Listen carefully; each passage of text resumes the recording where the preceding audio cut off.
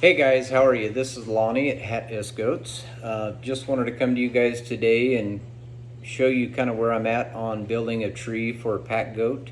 Kind of got a little frustrated for a little bit. I guess with any kind of learning curve, we get frustrated sometimes. But I think I'm at a pretty good happy spot right now that I'm happy with. And I thought I'd share with you guys where I'm at. So let's break it down, but let's slow down a little bit. So if you're building a tree that's going to go on your goat, so this is what I call the tree. These are the bars, this is the saddle that you're going to build all of your rigging on. Let's take it apart and let's slow down a little bit and talk about it a little bit. So I'm going to take these bars off, set them aside. That is the front and the rear. So now we just have a tree here. So how did I get my tree angles right? So I'm going to take these off too, set them aside. I built a stand, guys. So the stand that I built, these bars on the side here, they're 90 degrees on my angle. So I felt it was important to try to replicate a saddle over and over, that I needed to build some kind of a template. So when I trimmed this piece of wood out for my tree here, I saved the bottom piece and I screwed it onto my stand. So now when I lay everything in there, there we are. Push it all the way forward because I know I'm square here and here, and that way I'm the same every time. I'm going to turn this a little bit, and I do that with the other side. Just set it right in there, and there we are. We got both of the trees on the bottom. If you notice, I have a center line on my stand, which lines up with the center line here. Why is that important? I have a protractor. This is something I used in leatherwork a lot to try to get things equal on both sides. So I know this is my center line that I'm starting on. So I'm going to use it. I'm going to check both sides on the front to make sure I'm evenly spaced on both sides. And then I'm going to do the rear too. Here I'm going to have to let it out quite a bit. But I'm going to do the rear too. Dun, dun, dun, dun, dun, dun, dun. Here we are. All right, there and there. So now I'm evenly spaced on the front and the back. So I think it's important. It's kind of like building a house. You got to start out with a good ground foundation first. So when we talk about the 90 degrees with what I'm doing, this bar here on both sides is 90 degrees. So when I set my tree on there, I'm 90 degrees. I'm going to shove it all the way forward. So now I'm even on both sides. And from there, I can get to building. If you watched the other videos prior to this, I talked about going in and hogging or sanding all this material out in the front and the back. So this way it fits the shoulders on the goat comfortably and it fits the back end comfortably. But you want to hog this material out. Even though it's getting a pad under it, you don't want there to be any spots that are going to cause hot spots, rub hair on your goats, discomfort. I don't know if you guys have packed with a pack on your back many times, but anything that causes discomfort that sticks out, it's going to rub you. So that on the tree, boom. There we are. Okay, so let's talk about the length that I got going on here. So we talked about 90 degrees. So my trees are right at 11 3/4 long. So in the front, how did I get this shape? I didn't want to copy what other people are talking about. So how did I get that shape? I just took the protractor, stuck it in the center. I stuck it in the center right there. I drew a circle, and I did the same thing in the back. I drew a circle. And then I just took my pencil and I joined those two circles. The reason I went with this shape is when I was building saddles, the front of a tree, so if you ever see a tree before a saddle maker puts everything on it, it has this curvature in the front that comes down to meet the withers. It cuts in a little bit. The reason on a saddle that you have this cut in is that's where the stirrups go, but you also, that's where the ribs of the animal's at, to give that animal, when he breathes, that room. And then we go to the back. On a saddle, on a saddle tree, it actually extends back quite a bit further. I didn't want to extend it all the way back just because my goats, I think they're a lot shorter in the mid, so I kept it a little shorter. But I did keep this round curvature in the back.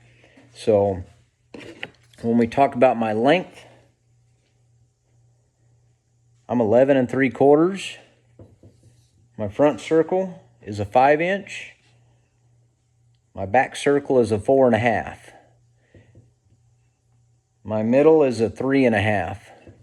So, but that lets you guys kind of know why I chose this particular pattern. But I also chose this pattern. A lot of the trees that I see in the pack goat world, everything is straight here on the bottom. They have this curvature on the top to get rid of weight, but everything on the bottom is straight. And I feel like it needs that curvature on the bottom, so when the goat's lungs are coming out, when the goat breathes and his ribs are coming out, I'm giving it that room for expansion. I just don't want this to be too tight on the ribs. That was my thought. So I did this cut right here on the bottom to relieve that pressure. So there's the tree right there. So let's get into the bars. So on the bars, these are oak. When you're building these, there's quite a bit that goes into them. You're going to have to notch the top on both sides so they fit together nice. But also, you got to notch the bottom on them. Right here, this is where your rigging's going to go through. So mine are 90 degrees because my trees are 90 degrees. On the bottom of these, this is where it tricks a lot of people. If you look at that, hopefully you can see that. This actually has a taper on it. Right here, there's a taper. So normally, I'm going to just throw a pencil up here. Normally, see that gap in between my pencil and the bar? That's what I rasped out. So I rasped this out on both sides, here and here. The reason I did that is because I want these bars to kick forward just a little bit. If I didn't rasp that out, these bars would sit straight up and down on this tree like that. But watch this. By me rasping them out, you see how they kick forward a little bit? I'm going to line them up with my line. So there's the fronts. So you do the same. This is the back.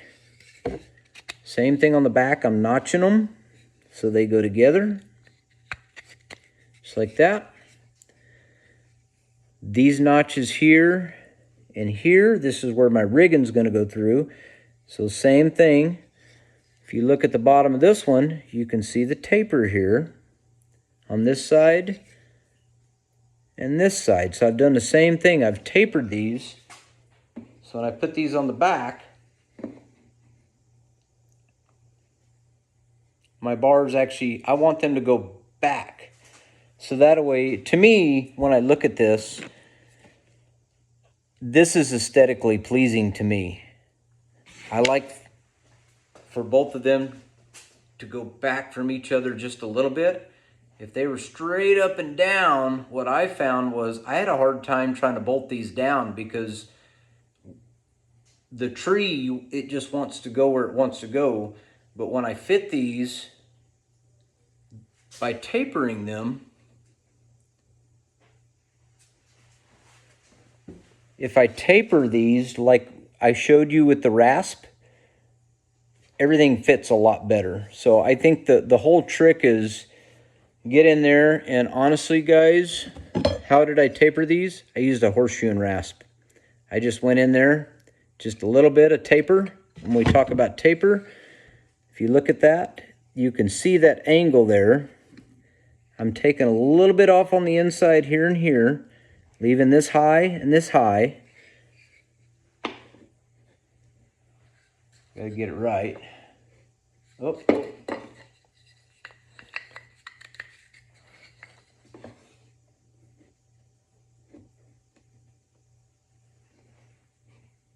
There we go. So that way that taper allows it to fall forward a little bit. So, I don't know. Hopefully you guys are enjoying this. It's kind of dry a little bit. But those of you that have been trying to build your own trees, this is kind of where I'm at, what I've been doing. So the next step would be to put hardware in. My advice on the hardware, I tried drilling these.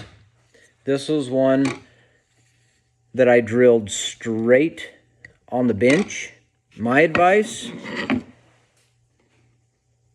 put a mark on your tree on where these need to be, and then drill them straight. Do it on the tree. I built this jig that everything sits in, so it's not going to move. But take your drill and drill them straight on the tree. And that way all your holes all the way through align. My holes on where they're going here, mine are exactly 2 inches apart from each other.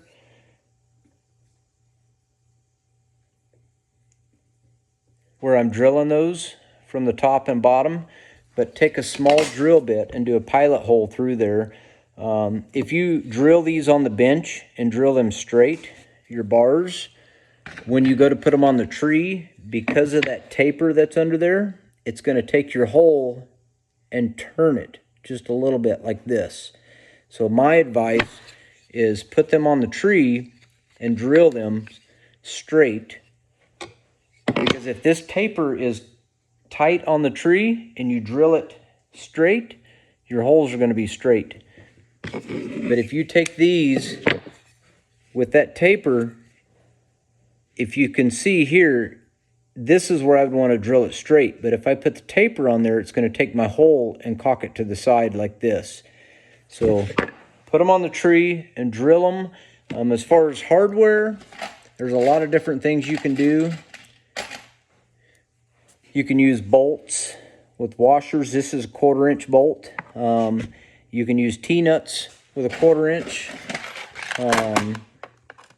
And there's different types of T-nuts out there. There's ones that have no hooks in them. This one has hooks in it. This is a 1032 screw. I kind of like the stainless, but the problem with the stainless is this really needs a washer under it. I like the washer under it because what I have found is one of these guys has a crack in it. If you don't pay attention to how your grooves in your liner, your wood is, you'll crack it. This one actually, I cracked. So this is firewood. You can see the crack right there. Just trying to get things too tight. But yeah, guys, hopefully that helped out. I guess the next video that I'm going to do is we're going to build pads for the bottom of one of these trees. I've already got some pads that I've built that go underneath it, but that'll be the next thing, is we're going to go through some of those. If you guys have any questions, I will share these patterns with you guys. I don't care. A tree, this style of tree has been around for 100 years, believe it or not. They've been using them on mules and horses way before probably goats. But if you guys want these patterns, I will draw them out and I will send you pictures. I don't care. If you guys want it, let me know. So I'll share it with you. But yeah, hope you guys are having a great day, and hopefully what I have shown you here helps you, and go from there. But thanks guys for watching. I appreciate it. Bye.